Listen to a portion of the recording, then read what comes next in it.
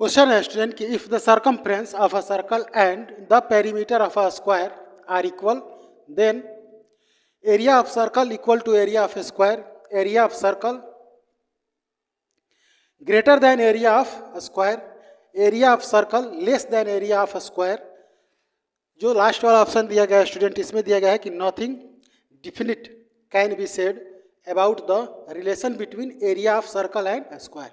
Question student देख सकते हैं आप लोग, काफ़ी लंबा चौड़ा क्वेश्चन है और ये ऑब्जेक्टिव टाइप में ये दिया गया क्वेश्चन है। इसका सोर्स है जो आर.डी. शर्मा का एग्जाम्पलर बुक है, उसी से हम लिए हैं और उसमें भी एग्जाम्पल में ये क्वेश्चन दिया गया है, आप लोग चेक कर सकते हैं। अब ये क्वेश्चन जो है इसमें यही बोला जा रहा है कि अगर सर्कल और स्क्वायर के जो पेरीमीटर है दोनों अगर बराबर हो तो उनका जो एरिया होगा उनके बिटवीन में क्या रिलेशन बनेगा। अब स्टूडेंट ये जो क्वेश्चन है इम्पोर्टेंट है, इम्पोर्टेंट इसलिए है क्योंकि इस क्वेश्चन के माध्यम से आप जो कॉन्सेप्ट है, विषय वस्तु है, उसको आसानी से समझ सकते हैं, बढ़िया से समझ सकते हैं, गहराई से समझ सकते हैं।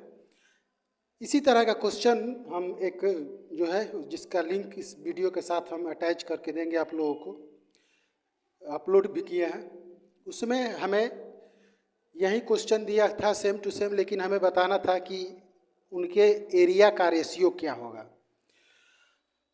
यहाँ पे स्टूडेंट अगर देखें तो इसमें चूंकि दिया गया है कि सर्कमफ्रेंस सर्कल का मतलब कि 2πr इक्वल है किसके, जो स्क्वायर है उसके पेरीमीटर के मतलब 4s के। स्टूडेंट हमें यहाँ से जो s का वैल्यू है वो r और पाई के टर्म में निकाल लेना है, फाइंड करना है। अगर हम देखें तो 4 को इधर ट्रांसपोज करते हैं तो यहाँ पर आपका हो जाएगा s इक्वल 2πr बाई में 4 हो जाएगा। इससे ये बच गया आपका πr बाई 2। अब स्टूडेंट हमें पता है कि एरिया ऑफ अ सर्कल जो होता है वो πr स्क्वायर के बराबर होता है। ये हो गया आपका एरिया सर्कल का। इसके बाद अगर स्क्वायर का एरिया हम फाइंड आउट करना चाहें, एरिया ऑफ अ स्क्वायर, तो वो आपका हो जाएगा एस स्क्वायर के बराबर।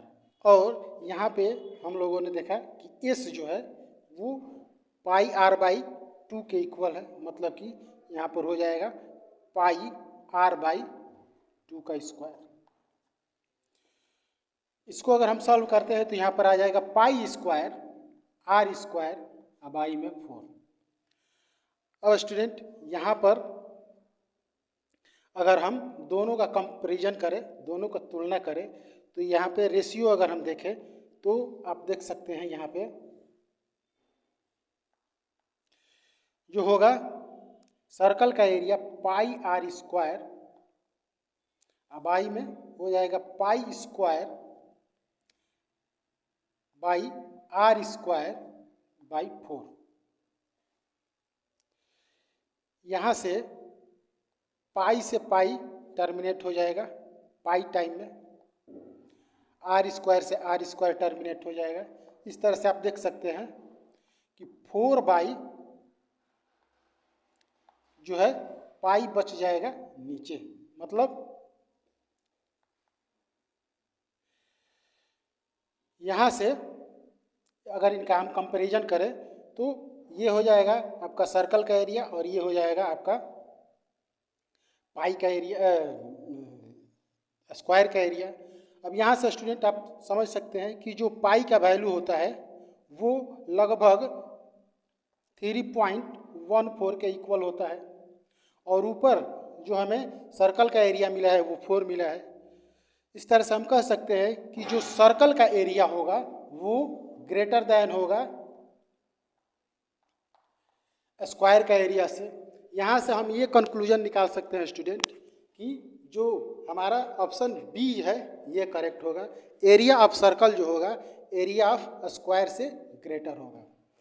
अब स्टूडेंट इस क्वेश्चन से आप कभी भी इस निष्कर्ष पे पहुंच सकते हैं कि अगर कहीं पर एक स्क्वायर और एक सर्कल का पेरीमीटर अगर इक्वल है तो उस कंडीशन में जो स्क्वायर होगा उसका एरिया सर्कल के एरिया से कम होगा।